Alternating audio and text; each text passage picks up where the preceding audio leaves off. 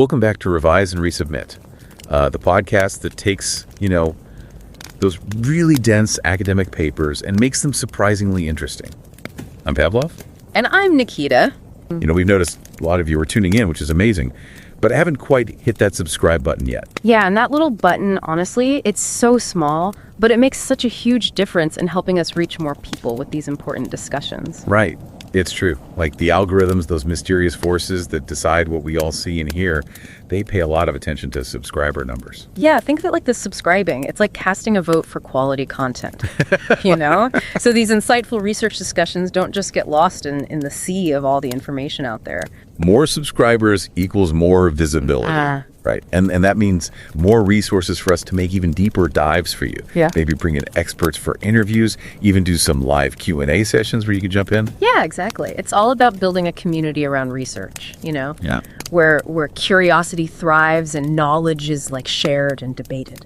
Today, we're going to try something a little different. We're diving into the unexpected connection between war and the world of management. Now, you might be thinking, wait a minute, what do battlefields have to do with boardrooms? Right. It seems like a stretch. But trust us, the more we dig into this, the more we're realizing just how intertwined these two worlds really are. Absolutely. And we're not talking about glorifying war or anything like that. No, not at all. It's about understanding it better, analyzing what makes it unique and seeing what kind of insights we can actually gain by studying it through a management lens. Exactly. And think about it. War really pushes organizations to their absolute limits. Yeah. It forces them to adapt, to innovate, and to make these really high-stakes decisions with limited information sometimes. So you're saying by studying war, we can actually learn a lot about how organizations function, how they respond to crises, and maybe even how they can become more resilient in the face of really tough challenges. Precisely. And this article we're looking at today, it highlights some really fascinating examples of how studying war has actually shaped our understanding of management. Have you ever heard of Hersey and Blanchard's situational leadership theory? Yeah, sure. Isn't that the one that says the best leadership style depends on the situation and the people involved? Yeah. It's pretty common in management training these days. Well, believe it or not, that theory has roots in observing how military leaders adapted their styles during battle. On a battlefield, a commander might need to be very directive in one moment and then more collaborative in the next. It all depends on what's happening around them. Oh, wow. So they were actually watching how these commanders were behaving in the heat of battle, and then they used those observations to develop the leadership theory that we're still using today. Yep, that's exactly right. That's incredible. So, that's a great example of how studying war can give us these practical insights into leadership. But what makes war so different from other types of crises that organizations face? Isn't it just another form of disruption? Like you could say a natural disaster is disruptive, a financial crisis is disruptive. It is disruptive, but it's not quite the same. This paper makes a really compelling case for why war is kind of its own unique phenomenon. It's characterized by this high level of novelty, meaning that each war is different from the last. There's no set playbook. You can't just pull off the manual and say, oh, okay, this is what we do in this situation. Right. Every war is different. Exactly. And then there's this extreme disruption, with consequences that reach far beyond the immediate battlefield. It affects individuals, organizations, entire societies. Right. It's not just about the physical destruction either. It's the economic fallout, the political instability, the psychological trauma. It ripples outward for years, sometimes decades. And of course, there's the critical nature of war, involving the intentional use of organized violence to achieve a specific goal. That's a really important point. Because, while a natural disaster or a financial crisis might force an organization to adapt, war introduces a whole other level of uncertainty and complexity because you're dealing with these deliberate acts of aggression and destruction. Right. It's not just about reacting to a crisis. It's about anticipating the moves of an adversary. You're playing chess, not checkers. Exactly. And there are often these ethical dilemmas involved that you just don't see in other types of crises. Like those really tough choices where there's no easy answer. Absolutely. Think about a company that's operating in a conflict zone. Oh, yeah. So they've got a factory or some kind of operation in a country that's suddenly descended into war. Right. They might have to decide whether to withdraw entirely, potentially leaving their employees and customers behind. Which is a huge decision with huge ethical implications. Or they could try to stay and navigate this incredibly dangerous and unpredictable environment. Okay, so we've established that studying war from a management perspective can offer some valuable insights. But who are the key players in this war ecosystem, so to speak? Because it's more than just armies clashing on a battlefield, right? Right. The article breaks it down into a few key groups. First, you have states and their military forces, which are kind of the traditional players in war. Yeah, the ones we usually think of. Right. Then you have these non-state armed groups, like rebel groups, militias, and even organized crime syndicates who are getting more and more involved in conflicts all over the world. Oh, yeah, that's a good point. It's not just nation states anymore. Nope. And then you've got private firms that get involved in various ways, from defense contractors supplying weapons and equipment. You have companies providing all kinds of essential services, like logistics, communications, even reconstruction efforts after the fighting's died down. And we can't forget about international organizations and NGOs. Right, the UN, the Red Cross, Doctors Without Borders, all these groups that are working in war zones trying to provide aid and support. Exactly. They become critical actors in this whole complex system. And of course, we can't forget about the civilians themselves. Right. They're often the ones caught in the crossfire, and sometimes they even become active participants in the conflict, whether they want to or not. So you can see it's a really complex web of actors, each with their own motivations and agendas. Yeah, wow, that's a lot of different players to keep track of. So how do management researchers even begin to make sense of this whole web of interactions? How do they even start to untangle it? Well, that's where those traditional management theories can actually be quite helpful. The article suggests that theories like stakeholder theory and institutional theory can help us understand how these different players interact and make decisions in a wartime environment. Okay, now those are some big words. Stakeholder theory and institutional theory.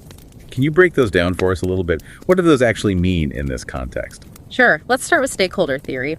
Stakeholder theory, it's basically all about considering the needs and the interests of all the different groups who are affected by an organization's actions. Okay, so how does that apply to, let's say, a multinational corporation that's operating in a war-torn country? All right, so imagine you have this company that's been running a factory in a region and suddenly everything erupts into conflict. And they've got employees who rely on them for their livelihoods. Right. You got customers who depend on their products. You got shareholders who are expecting a return on their investment. Local communities, probably governments too, all affected by the company being there. Exactly. It's this huge web of stakeholders, and the company has to try to balance all of their interests. Which has got to be like a logistical and ethical nightmare, trying to juggle all those competing interests, especially when you add in like the dangers and the uncertainties of an active war zone. Oh, it's incredibly complex. And that's where stakeholder theory comes in. It gives us a framework to analyze how companies make these really difficult decisions. So researchers are actually looking at how things like economic sanctions, the use of private security forces, even corporate social responsibility initiatives, how all of that plays out in these really complex environments. Exactly. They're trying to figure out what factors influence these decisions and what the consequences are for all the different stakeholders involved. You mentioned private security forces earlier.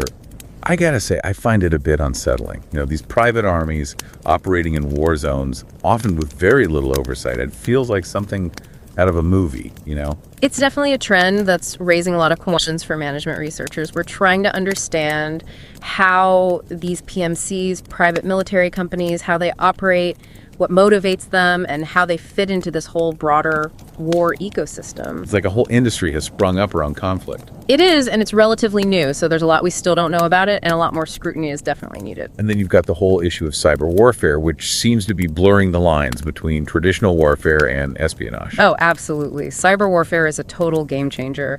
It's forcing organizations to rethink their entire approach to security, both physical and digital. Because, I mean, think about it. A cyber attack can cripple a company's operations, steal sensitive data, even cause physical damage to critical infrastructure.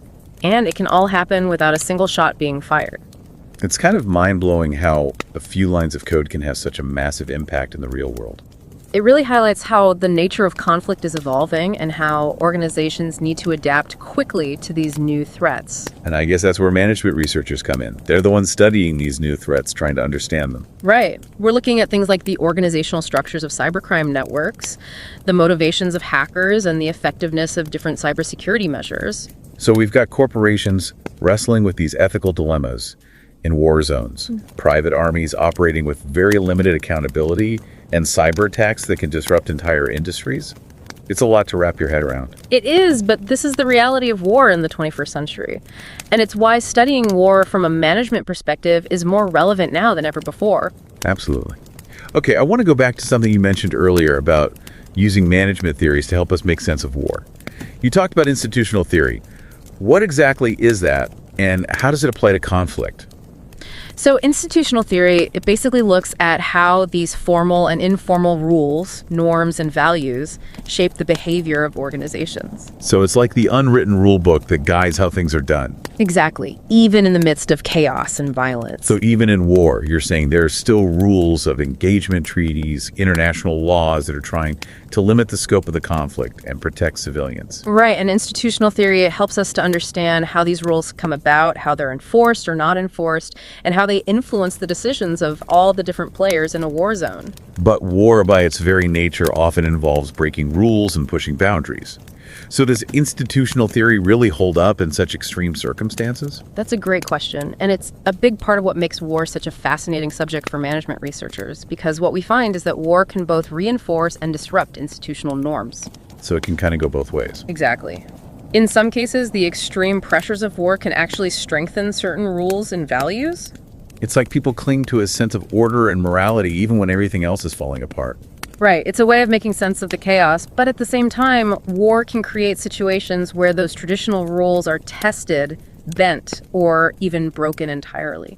Because the need to survive or to achieve victory, or sometimes just to protect yourself, can override those rules. Exactly. People and organizations might make decisions in wartime that they would never even consider in peacetime. So it's this constant push and pull between this desire for order and the realities of conflict. Right, and it shows us how dynamic institutions really are.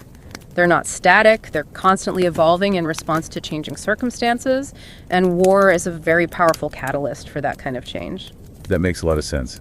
Okay, so we've talked about stakeholder theory and institutional theory. Are there any other management concepts that can help us understand the complexities of war? Definitely. Another important one is resource dependence theory. Resource dependence theory. Okay, I'm not familiar with that one. What's that all about? Resource dependence theory focuses on how organizations acquire and manage the resources they need to survive and thrive.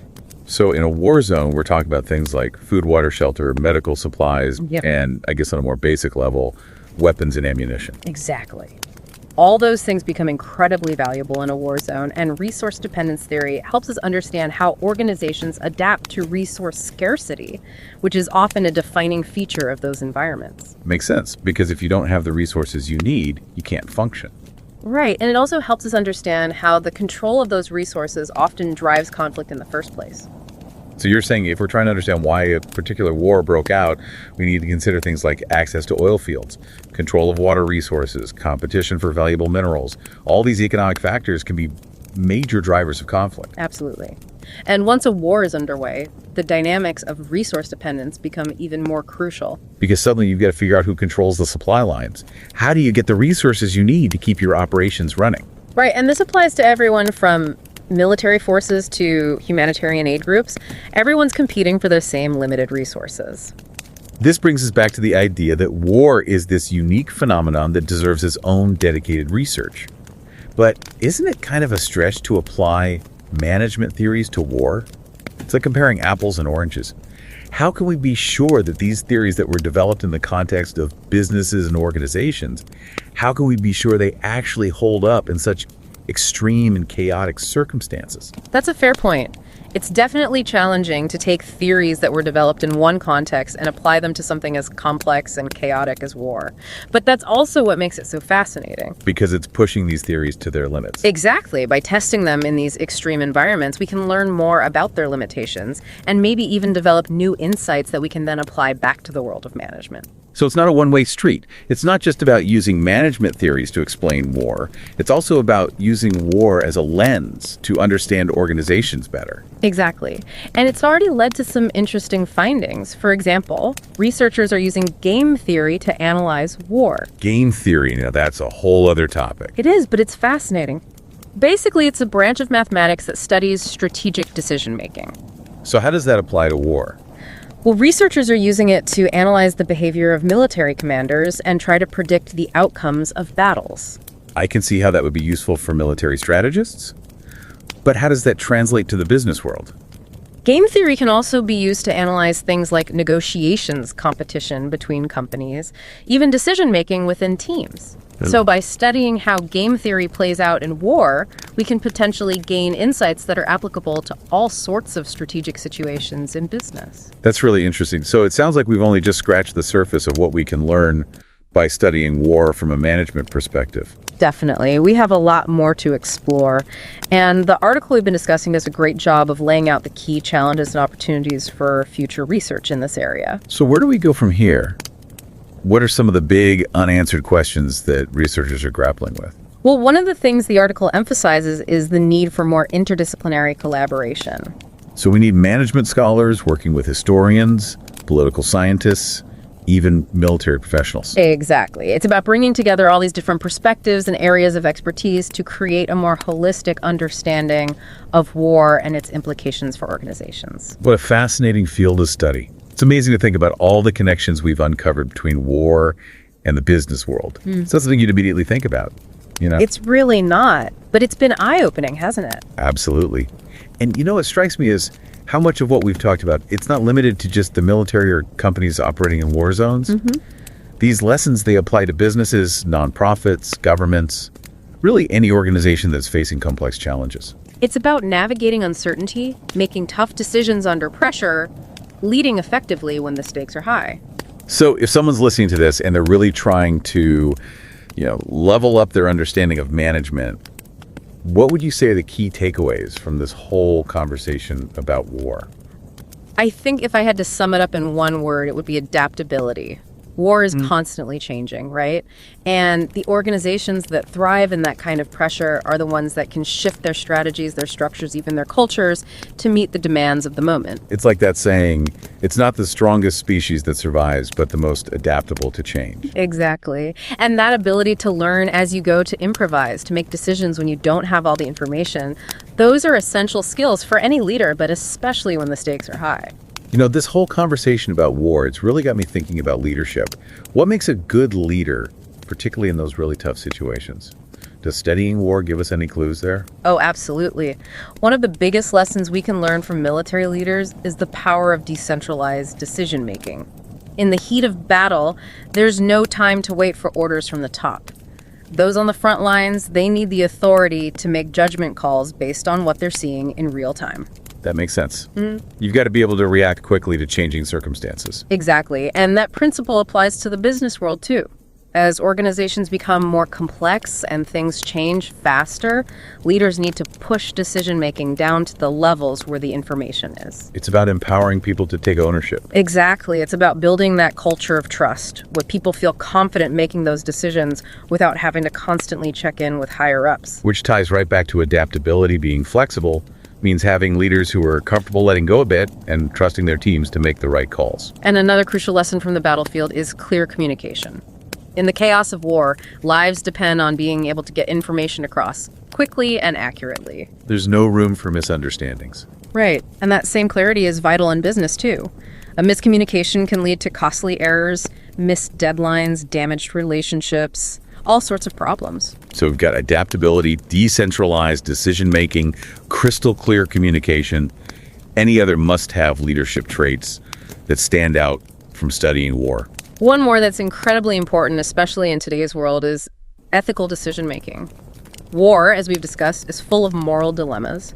Leaders have to make these tough calls while staying true to their values. It's about having a strong moral compass and doing what's right, even when it's hard. And that's more important than ever in business today, where companies are under so much scrutiny for their environmental practices, their labor standards, their overall impact on society.